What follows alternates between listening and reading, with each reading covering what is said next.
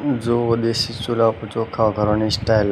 આપણે 3 ચમચી તેલ નાખશું પહેલાં તો. જુઓ આ નાખી દીધી 3 ચમચી તેલ. હવે નાખશું એનો આપણે મસાલો.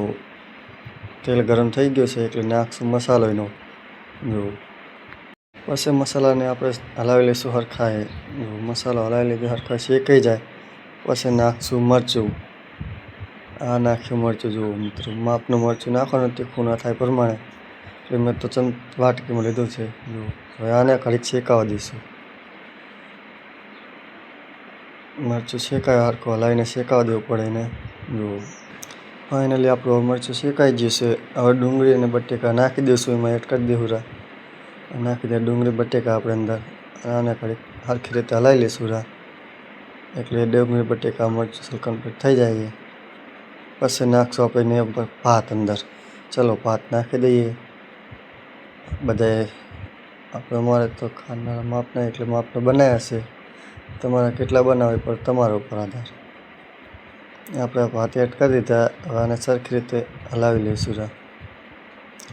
ભાતને સરખી રીતે હલાવીને પછી એમાં નાખી દઈશું આપણે થોડુંક પાણી. મેં તો લોટો ભરીને નાખી દીધું પાણી.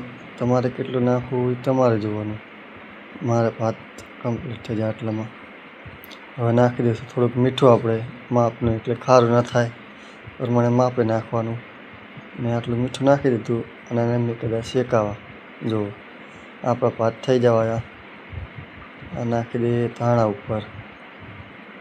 ધાણા નાખીને ઘડીક શેકાવા દઈએ અને પછી લઈ લઈએ ભાત, ઉતારી લઈએ ઘડીક. એટલે આપણે થઈ ગયા ભાત રેડી અને આપણે બેસી ગયા ખાવા. જુઓ કમેન્ટમાં જરૂર જણાવજો ભાત કેવા બન્યા છે અને લાઈક ફોલો કરતા જાજો વિડીયોને. તમારે ભાત બનાવવા હોય તો મારા વિડીયો જોઈને બનાવી શકો છો. જુઓ ભાત કેવા મસ્ત બન્યા કોમેન્ટમાં લખજો જરૂર. હાલો આપણે ખાઈ લઈએ ભાત. જય માતાજી.